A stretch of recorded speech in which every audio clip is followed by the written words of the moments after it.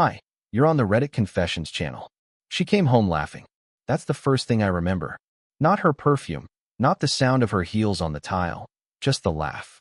That careless, confident laugh. The kind people have when they think they've gotten away with something. She didn't see me at first. I was in the kitchen, holding a glass of water I hadn't drunk for 30 minutes. The ice had melted. My hand was still shaking. She walked past the hallway mirror, checked her lipstick, then tossed her purse onto the couch like the queen returning from war. I watched as she looked at her phone, smirked, and typed something fast. Then she muttered, "He has no idea." She was right. I didn't. Not until that afternoon. See, I'd gotten off work early. Nothing dramatic, just a slow Friday. I stopped at the store for her favorite tea, the kind with the dried rose petals she always said reminded her of France. I even picked up flowers. I don't know why.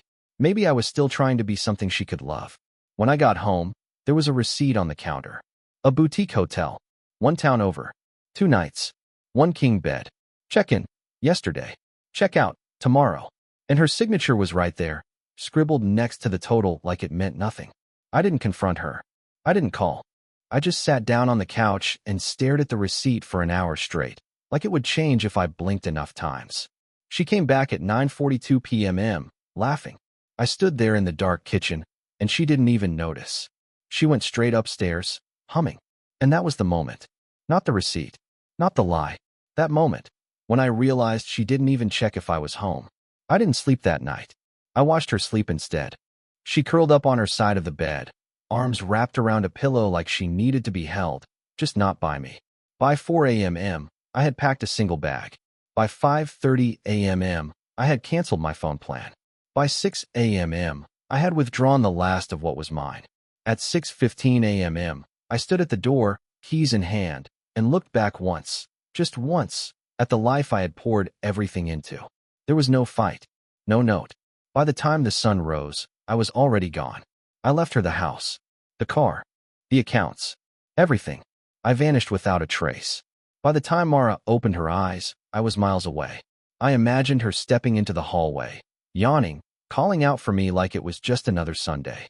I wondered if she walked into the kitchen and noticed her favorite mug was gone. Not smashed, not left behind out of spite, just missing, like everything else that mattered. I had taken it because it was mine. A strange thing to care about, I know. But it was the only thing I ever saw her holding while genuinely smiling at me. I didn't leave a letter. I didn't need to. If she really wanted answers, she could open the closet and see the empty hangers, the bare shelf where my shoes used to be, the worn duffel bag that had been with me since college, now gone. She could look into the drawer where we kept our passports and realize only one was missing. Mine. The strange part? I didn't cry. Not once. I didn't feel triumphant either. I felt like a ghost moving through my own life for the last time. Like I had already died in that marriage months ago, and this was just my spirit closing the door behind me. I drove north. No destination. Just road.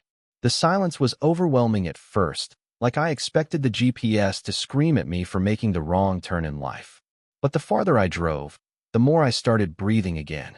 I didn't even realize how tight my chest had been for years, until that pressure started to lift. I stopped for gas around noon in a dusty little town I couldn't pronounce. While filling up, I checked my phone, the old one, still connected to Wi-Fi from the motel parking lot I'd camped in overnight. That's when the messages started pouring in. First it was a "Where are you?" Then a "Call me, please." By the 4th message, she'd moved into "This isn't funny." And by the 10th, she'd resorted to guilt. "You're scaring me, Gordon. Is this supposed to be punishment?" I turned the phone off.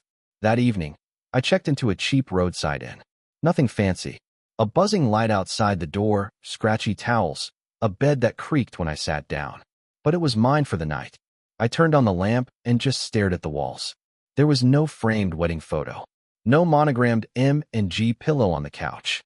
No scent of her shampoo clinging to the air. And for the first time in what felt like a lifetime, I wasn't waiting for someone to text me back. I wasn't analyzing the tone of her voice or wondering if she meant something else. I was just there, present, alone, but not lonely. Not anymore. But the real shock came the next morning when I checked my email. She hadn't just noticed I was gone. She'd reported me missing. The email subject line was short, urgent, police inquiry regarding your disappearance. I blinked at it for a full minute before opening it. It wasn't spam. It wasn't a joke. It was real. A local officer, Officer Renner, had reached out after Mara filed a missing person report.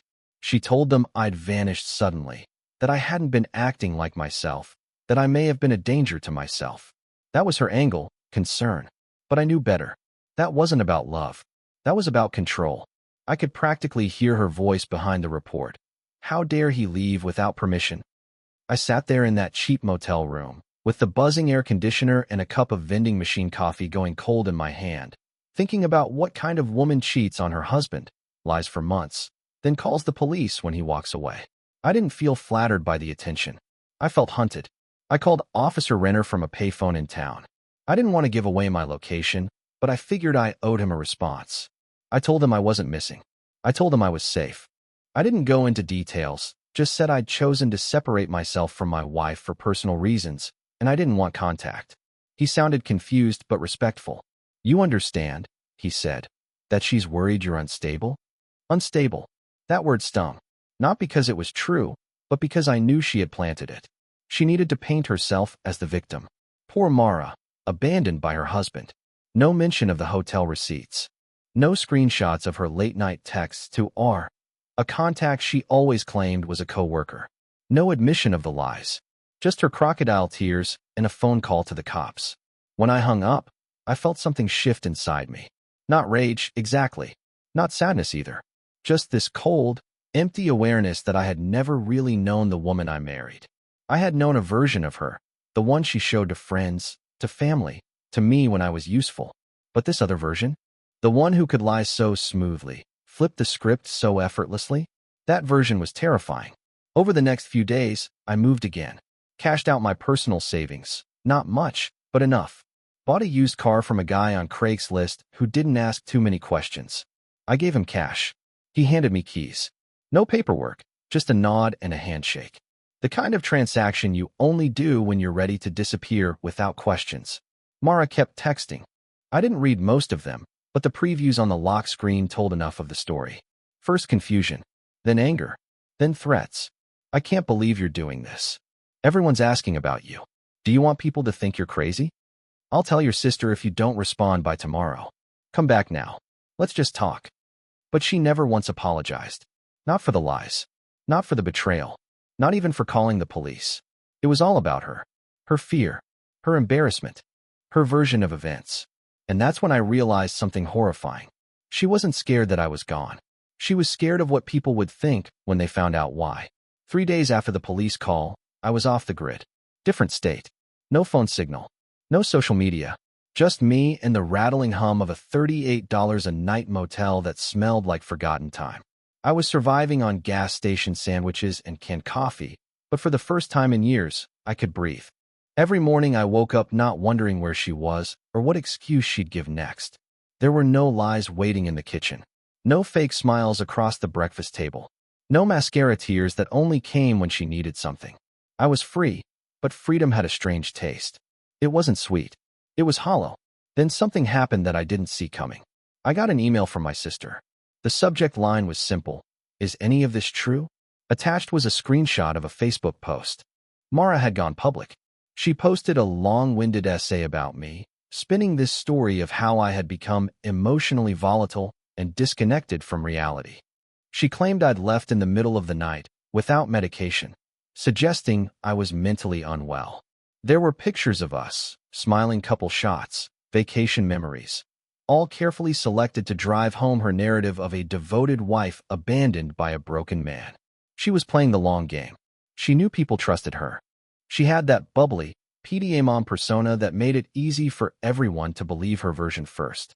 But what she didn't count on was someone from her own side speaking up. Buried in the comment section was a name I hadn't seen in years. Camille.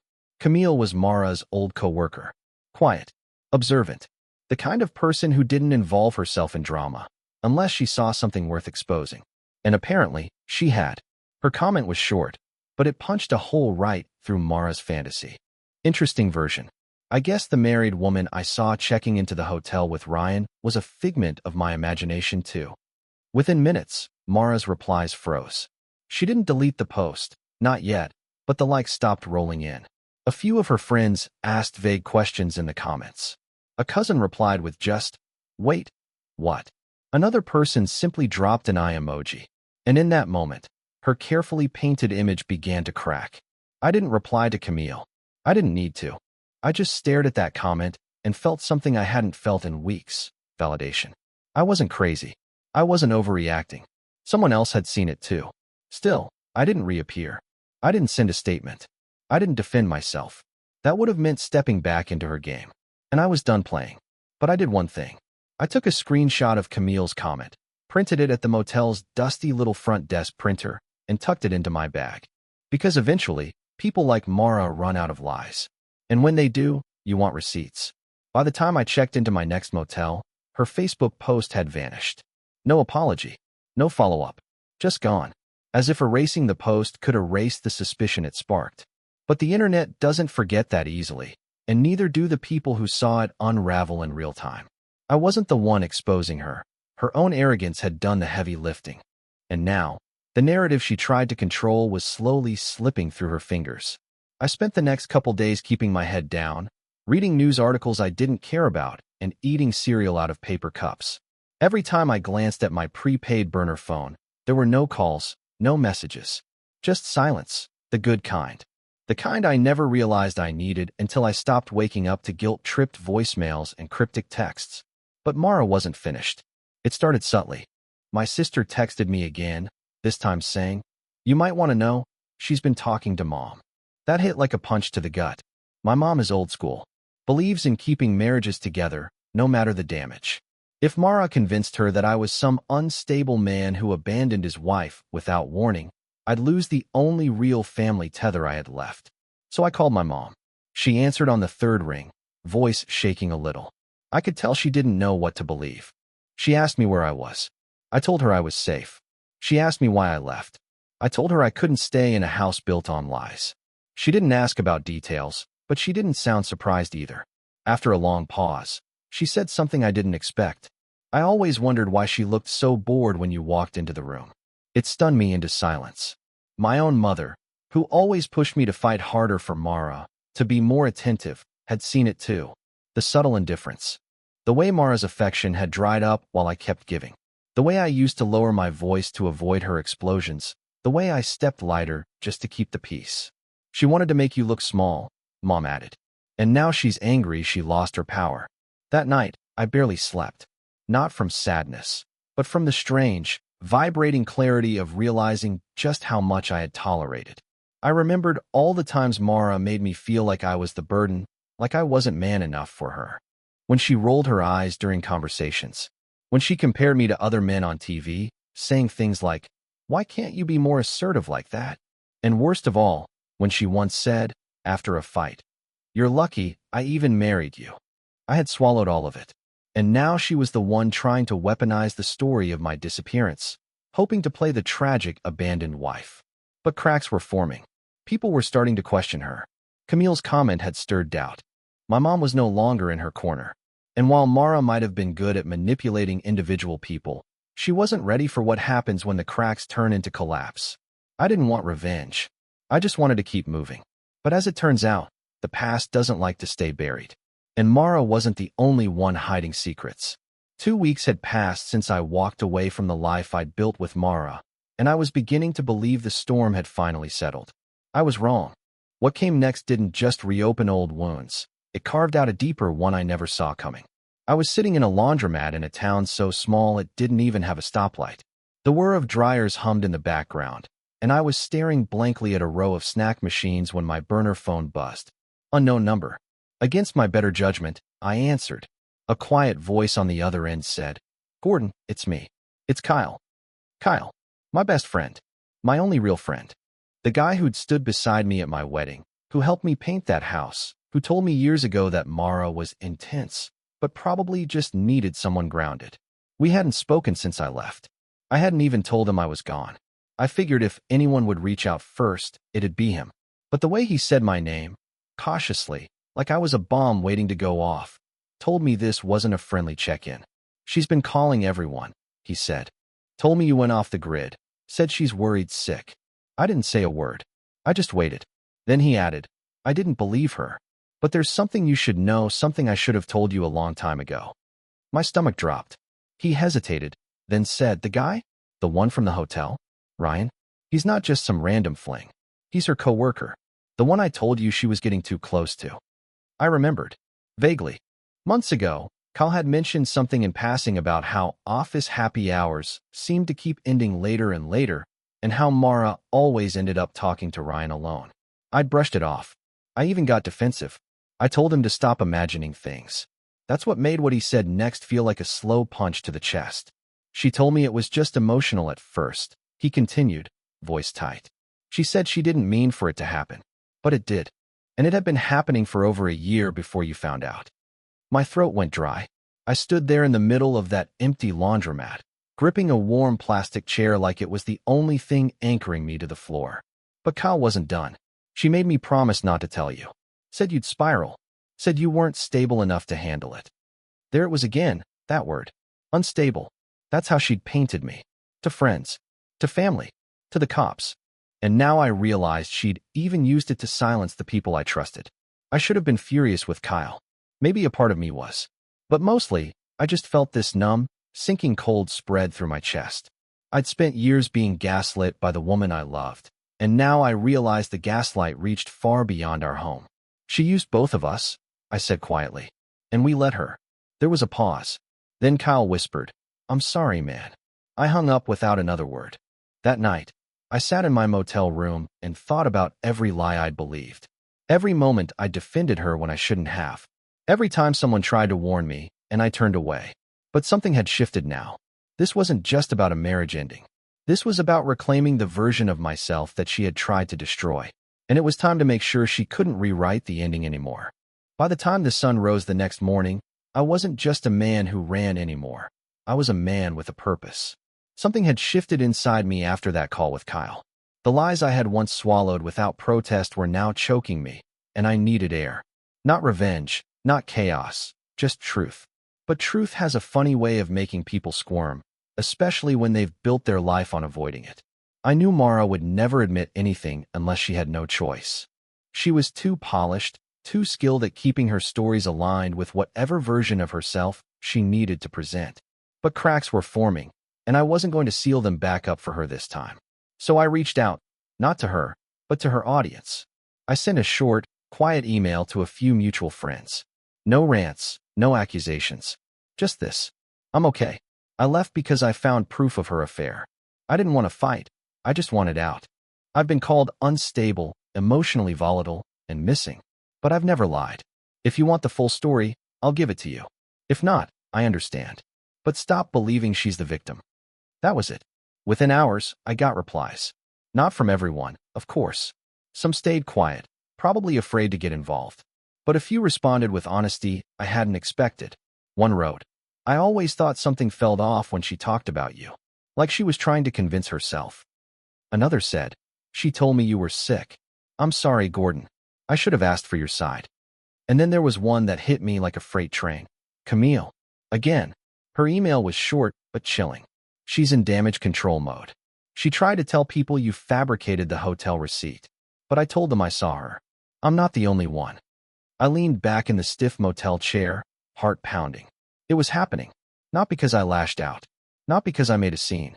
But because the truth was finally louder than her performance. And then, as if on cue, my burner phone buzzed. It was a voicemail from a blocked number. I almost didn't listen.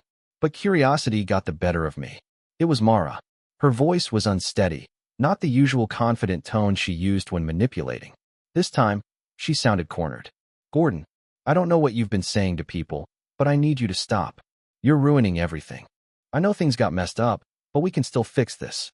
You disappearing like that made me look insane.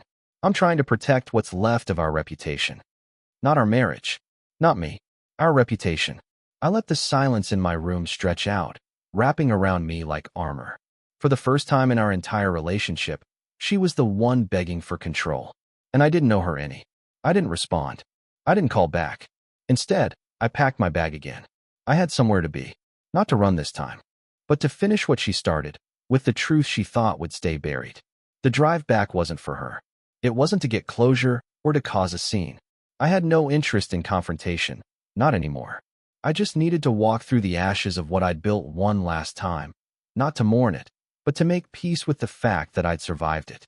I pulled into town just before sunset, parking a few blocks from our old house. The garden still looked the same, carefully trimmed, perfectly arranged. She always made sure the outside looked perfect, even when the inside was crumbling. That was Mara in a nutshell. All appearances, no substance.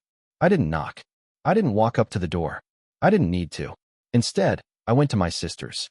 I stayed for a week, reconnected with her kids, helped fix a leaky sink. We didn't talk about Mara much. We didn't have to. The people who mattered already knew the truth now, and the rest didn't matter anymore. The weight of proving myself was gone. Let her spin whatever stories she needed to sleep at night. I had nothing left to protect her from. And that voicemail, the one where she begged me to stop, it was the last time I ever heard her voice. Funny thing is, I didn't even need to expose her. Once the silence was broken, her own lies did the job for me. The people she tried to manipulate turned cold. Her social circle started pulling away. The carefully curated image she crafted for years cracked, and there was no one left to hold it up. As for me, I got a new job. Nothing fancy, just working maintenance at a small bed and breakfast near the mountains. Quiet guests, friendly staff, honest work. I started sleeping again. Real sleep.